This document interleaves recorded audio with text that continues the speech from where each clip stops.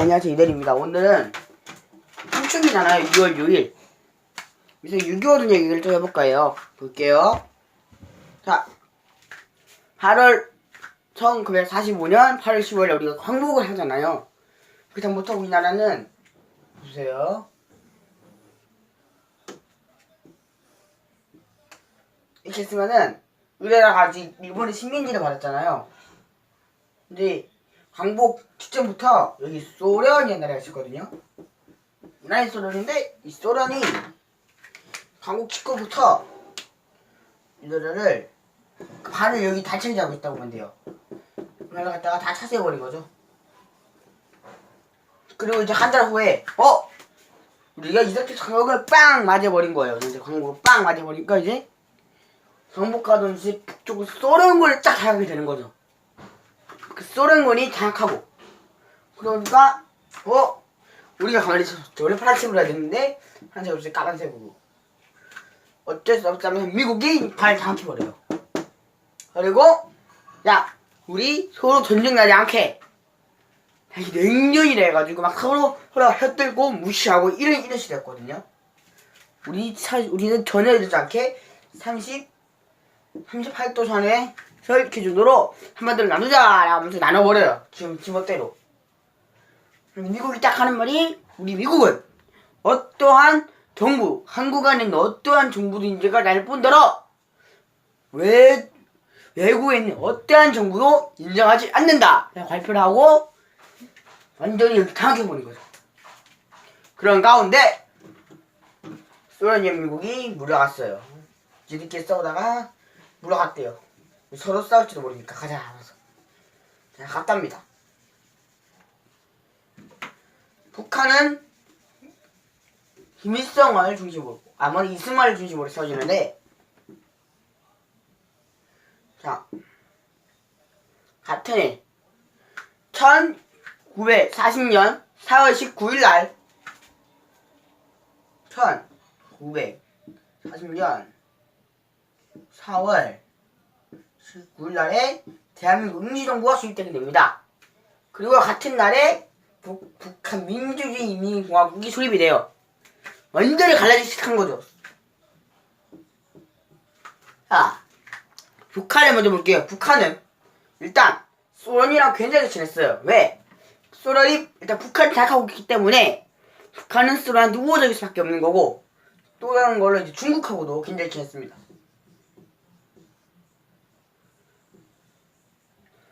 그래서 이제 전쟁 준비를 하는데 당시 그 전에 몇 번을 신청을 했대요. 야 우리 같이 공동 대통령 선거를 하는 게 어떠냐라고 냈대요. 그런데 공동정부 하는 게 어떠냐 했는데 소련이 말하는 거야. 북한 정부한테 야 우리 어차피 전쟁할 거야. 그러니까 아니네. 알아듣지 마. 전쟁하면은 이 손이 네 거야. 오케이. 그래서 싫어하면서 거절해요. 유엔한테 이거를 넘겨줬대요. 근데 유엔에서 답보가 있는데 뭐라 답보가 오냐? 그냥 따로따로 정부 수립하세요 라고 하고 갔대요. 이런 상황에서 북한이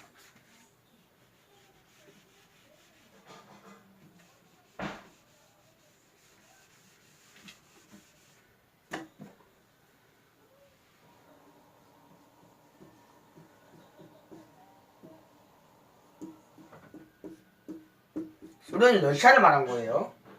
자, 이런 상황에서 북한이 1950년 2월 25일 야심한 밤 소련제 탱크 T-34를 몰고 남한을 기습해오기 시작한 겁니다.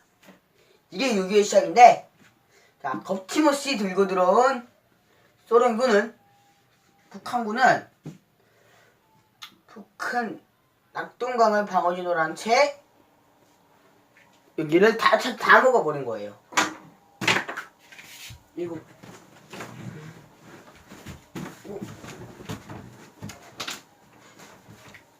다 먹어버린 거예요. 여기를 갖다가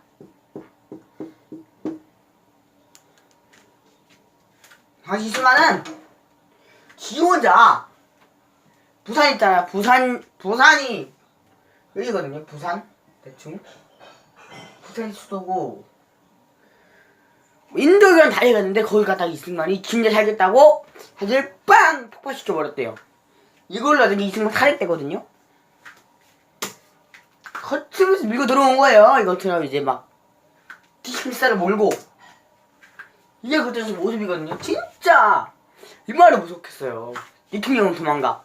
단위는 끊었어. 북한군은 몰고 들어와. 닦이면 우리는 노예야. 안 돼! 그래가지고 굉장히 이러고 있었는데 당시 유엔군은 이걸 침략전쟁으로 규정하고 쳐들어옵니다. 볼게요. 들어왔는데 전쟁이 생각보다 심각한 거죠. 하면은 먹을 게 없어요. 진짜.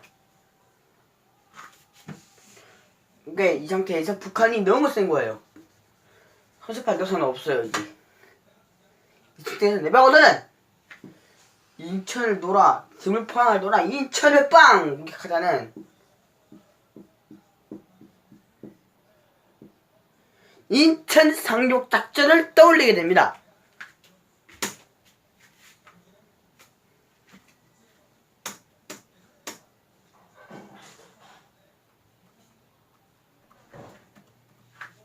육군령은 메가더는 굉장히 똑똑한 사람이었어요. 당시 세계 2차 대전 때 유엔군 총사령관이 메가더였거든요. 메가더가 세계 2차 대전 때 미국이 일본한테 밀리자 일본에 상륙을 하잖아. 상륙 작전을 통해 가지고 딱 하자는 이 작전을 내놓은 사람이었어요. 거의 세계 2차 대전을 승리를 이끈 사람이라고도 승산이 있는 거죠. 자, 당시 유엔 이국이랑 해군은 반대했대요. 왜? 볼게요. 여러분, 인천이 저기 가장 위험한 곳이었대요. 위험한 곳. 자, 인천으로 가는 길목이 딱 하나밖에 없대요. 딱 이쪽 하나인데 이 사이에 엄청 좁대요. 이거로 확실히 좁대요. 딱 이때 해가 한쪽도 아니라 여러 척이 밀고 들어오잖아요. 그러면은 이게 늘어질 수밖에 없는 거죠. 들어가는 속도가. 근데 과연 북한이 기회가 떠오르면 우리는 속수무책으로 당할 수밖에 없다. 이거고 두 번째 조수간만의 차이입니다.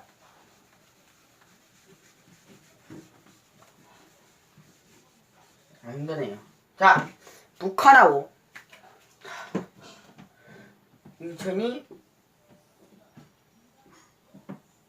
인천으로 들어갔다 나왔다는 속도가 엄청나게 크답니다. 근데 과연 이 상태에서 배가 승격을 했다가 배가 빠지면 반대쪽으로 빠지면 이거 어쩔 수 없다. 게다가 북한군의 겁센 공격까지 더해지면 이거 속수무책을 당할 수밖에 없다. 이렇게 돼버린 거죠. 그런데 다시 육군 차관 메가더는 안 돼. 자, 육군 차관 메가더는 이거를 어떻게든 밀고 들어옵니다. 왜? 첫 번째,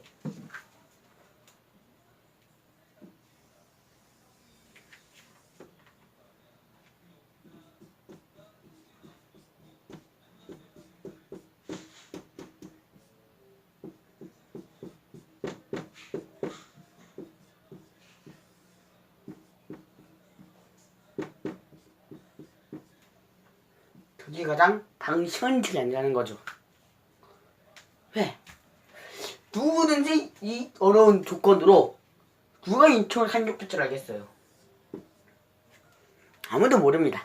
두 번째, 어느 게 어려워했습니까? 서울로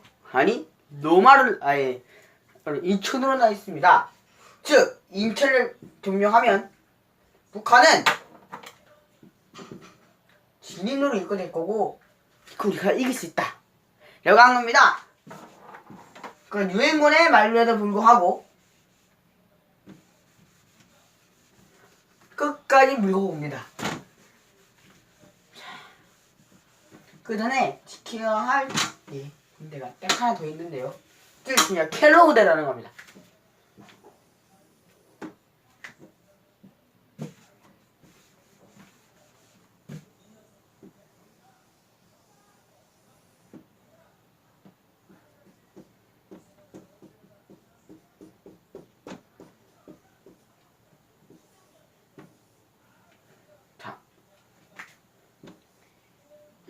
일본이랑 북한하고 우리하고 싸우는데 북한이 등대를 지키고 있는 겁니다. 당연히 북한의 인천보다는 호수력이 짱이 없었고 쉽게 캐러블에 들어와가지고 점령했습니다. 점령대가 딱 켜지자 여기를 손쉽게 점령하고 맙니다. 자, 손쉽게 점령했습니다. 마지막 영상인데, 자, 빠르게 우리 서울을 수복합니다. 서울을 빠르게 수복하고 그 다음에 척척척척 나가게 됩니다. 잠깐만요, 다시 걸을게요. 너무 이상하네요. 이렇게 지도 올리는 거 별로 안 좋아하는 건데.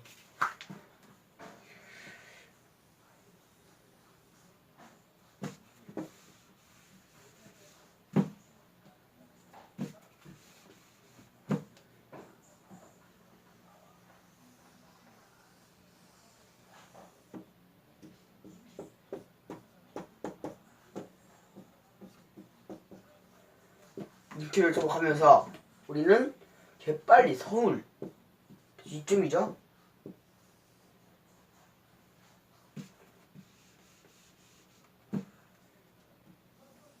서울을 수복하고 이렇게 북진해서 나가게 됩니다. 순식간에 평양을 지나 양육강과 두만강까지 있습니다. 통일의 순간을 보내줄 순간이었죠. 근데 예상치 못한 양간이 도착했으니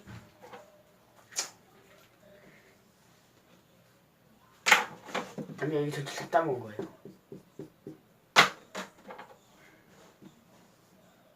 중국이 만약 남한을 다 통일한다면 중국에는 굉장한 위험이 될 수밖에 없지 않습니까? 중국이 여기서 군대를 파견하는데 중국의 문제는 딱 하나예요. 인해전술 사람 파견할 뜻인데 중국은 사람이 많습니다. 수단은만 하더라도 20만, 30만, 40만 이 정도 됩니다. 그거는 제 유튜브만 알아요. 수능생은 거침없이 밀고 오는데 중국군한테 몇 명에게는 총을 주고 총이 없으니까 꽹가리랑 북을 줬대요. 꽹가리를 아침에는 유행을 해 곤균 포격이 되니까 땅속에 숨어 있다가 밤이 되면 나와서 꽹가리를 치고 북을 치면서 막 진격하게 되는 거죠. 엄청나게 큰 개마공원의 추위와 밤마다 들리는 휘바람과 북의 소리, 이거는 공포의 자체밖에 없었어요. 가지고 우리는 빠르게 호텔할 수밖에 없었고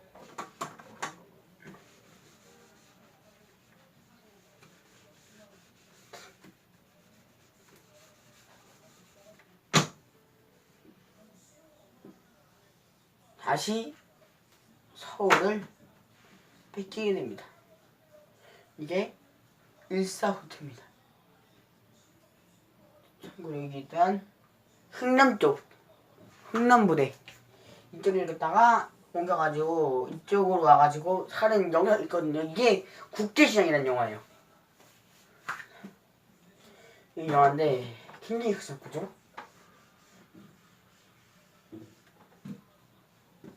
자, 계속 등서 돌아가 볼게요. 서울을 뺏기는데도 얼마 뒤 유엔군은 다시 전력을 몰고 북진하여 38도선이 이면서 중지되게 됩니다. 그래서 중국이 소련은 공군전용들을 해석했습니다. 북한한테. 근데 중국이 대화를 합니다. 야! 소련! 너 왜 이렇게 했는데 너 목련전 그냥 참가 안 하니? 너도 아예 전쟁에 참가해! 라고 합니다. 근데 소련이 봤을 때는 이거 전쟁 참여 세계 3천여 년이 벌어질 것 같은 거죠. 그러니까 이제 소련이 야 북한아만 니 그만해 그만 왜 싸워 왜 싸워도 좋을 거 하나도 없으니까 그만 싸우고 우리 화해해. 진짜 알겠어. 그래서 화해하고 한치 빨투전 이남에서 철수하게 됩니다. 그래서 지금 분해 상태에 이르게 됩니다. 얼마나 가슴 아파요.